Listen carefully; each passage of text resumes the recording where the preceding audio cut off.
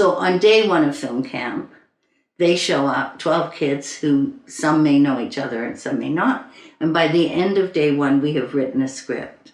And we show up on Tuesday morning and start filming. It gets really friendly really fast. Everyone is super tight-knit. Because it's only a 5-day camp. We have done a couple of documentaries in it, but mostly it's fiction. Some very heavy films they've done. Friends Against Stupidity, which is actually an anti-drinking film. There was one about called Emotional Vampire, about depression. The thing that we all miss about young people is that they're the most sophisticated users of technology. They're way more sophisticated than us, and they know what isn't any good. So it's really important that what we do pushes always to be quality, that we're working with a good equipment, that we're pushing them to be their very best. The thing is that when you're always challenging kids, they'll rise to it. But what we tend to do in our society is we tend not to challenge. But certainly trying to make a film in a week is challenging. Is very challenging, you know, a film with a beginning, a middle, and an end.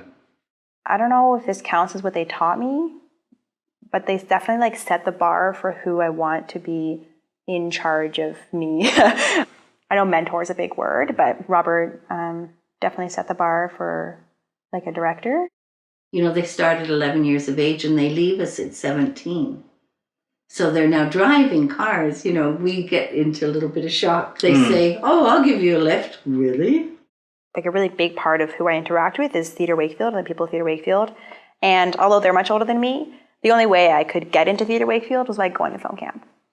That was like my way in. Because I feel like I've had a lot of experience in my small pond, but that's still experience. Like that's still a lot of valid experience. And it's like probably more experience than I could have asked for if I had been in a big pond and I was a little fish growing up.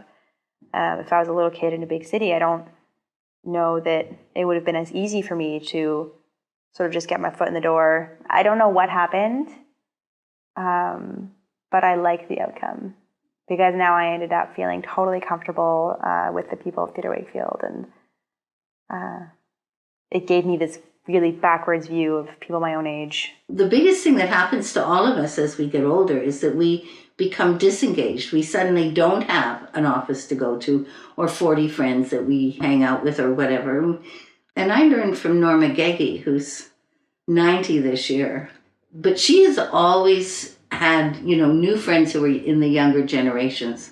Getting to know all those people, it's opening yourself up to a whole other section of the community that I don't think I would have ever known. You know, when we're doing film camp or WIF or any of those kinds of projects, we do plays with them. And they work so hard. They'll go the risk. And so maybe what you give is exactly what you get back to. And that's that you feel that you have a place in the world. And they have their choices to make with their lives. You know, everything's ahead of them. So I think really we just say, well, you know, you could. You know, the world is your oyster, really. Will theatre be a part of my life?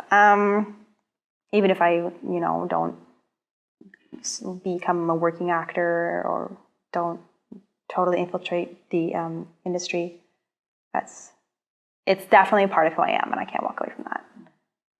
It's really up to them. And I think that that's what we give them at film camp. It's up to them.